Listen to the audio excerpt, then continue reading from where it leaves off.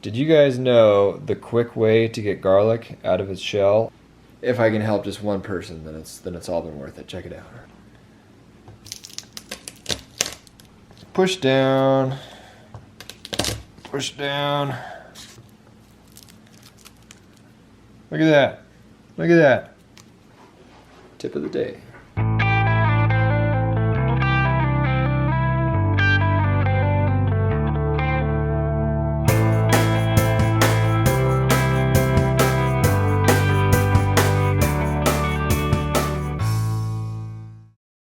Normally he gets a ton of water straight up in the mornings and then some calibrate afterwards, but since he has to, they're going to some play group or learning group, or I don't know. They're going to something that requires an early morning blast off, so I figured I'd just make him a really big jar of calibrate, and that would take care of his water needs and his calibrate needs, and we could do Little Reader at the same time.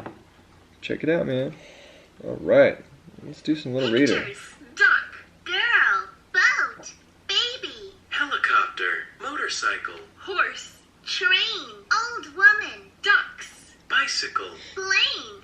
No, it's funny. Teddy and I were just talking the other day about right before Ryder's diagnosis, we were getting really into just, you know, this type of stuff. How do I teach my 1-year-old to read? How do I make him just an absolute superhuman, super genius? Blah, blah, blah. And, yeah. This is like the first time we've really circled back and thought about this kind of stuff for, you know, 2.5 years now. It's been health, cancer, health, cancer, health, cancer, and that's all we've been focused on for so long now. It feels good to be, feels really good to be getting back into this type of stuff and just, you know, focusing on the other aspects of what makes a complete childhood other than just being healthy. So, yeah. Little Reader is here to stay, and we'll probably, you know, if anyone has any, like, good things that they do for their child in terms of just helping their development and helping them learn, all that stuff, really anything, would be thrilled to hear about in the comments. Brr! It is a cold morning for the Tesla lights. The bottom half of our house is like an entirely different climate than the top half of our house. It can be warm up there and then just freezing down here in the winter, which is why usually we strip down to our skivvies doing the Tesla lights for maximum energy absorption, but we kept the pants on today because it is cold down here. Yeah, it is very interesting how the lights interact with this camera. You know, I don't claim to understand it all, but it is interesting the deeper you dig into health and also just the world and the, you know, the way things work, and start hearing about quantum physics and all that, how just everything ties together at the very root of it. And yeah, like I said, definitely don't claim to understand what's going on fully at the quantum mechanical level. I guess not anyone does. That's why it's still a very abstract field of study, but it's certainly interesting. We might all be much more entwined with each other and the world around us than we might believe. Okay. All right, let's get the orange.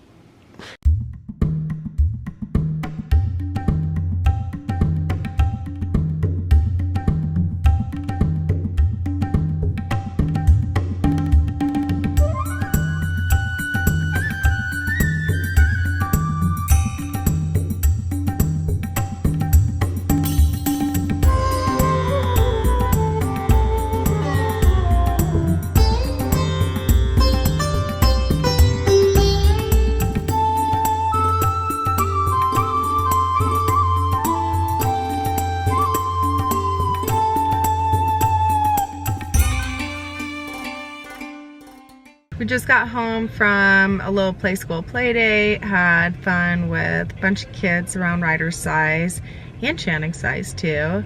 And it is doing this outside, kind of, I call this like a wet snow. Not really the kind that you go out and play in unless you are more hardcore than I am. I myself like the dry snow with the sun overhead, especially with Channing. I don't think Ryder would care though. He'd be happy out here. Right, bud?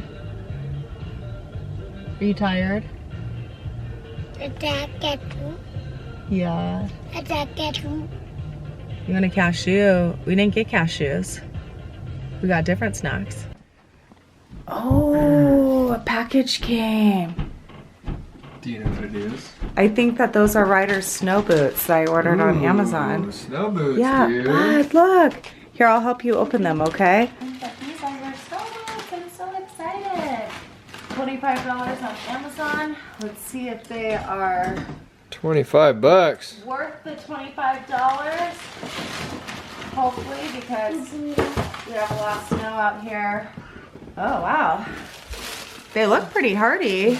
These are pretty hardcore, dude. Yeah, they just look really big. But maybe his feet are that big. Could be. I don't know. I mean, they definitely feel like good quality boots. They don't feel, you know, cheap. I'm just a little worried. I got a little aggressive on the size because his other boots were too small. What do you think? I think Ryder likes them. You like them, bud? And it's cool that you can adjust them like that. I think that they're perfect. And the camo, Channing will be able to wear them. Yeah. And she's older too. Those are pretty rugged. Dude, you look like a commando in those things. These are awesome, buddy. I love these. And they're actually like really easy to put on too. That's good. Yeah, his other boots were like a full size too small. And especially given his feet problems, we really have to be careful. Are they comfortable? Can you go run down the hallway and don't trip over the cord? Run, run, run, man. Run. All I right. think that they're perfect. Yeah, I think so. 2 thumbs up. Did you know that normal sweat, if you're sweating in a just on a hot day or on exercise or something like that, it's about 3 to 5% toxins, I believe it was. Maybe even a little lower, maybe like 2 to 5%, something like that. Sweat from an infrared sauna, 15 to 20% toxins. That is clearly a huge difference. And it has to do with something called cellular resonance, which, to my understanding, is basically our own bodies produce infrared light themselves, and the wavelength of the infrared coming off of the infrared sauna matches the wavelength of the infrared produced by our own body. And when that happens, a process called cellular resonance occurs, and basically the waters within the cells, buddy, you gotta stay up here, vibrate at just such a frequency that they release the toxins, more or less. That is a very layman's understanding and explanation of what happens. But apparently it's been tested out time and time again, and that's pretty much the deal. So yeah, if you want to sweat the toxins away, get one of these bad boys, especially if you live in somewhere cold or somewhere that gets cold.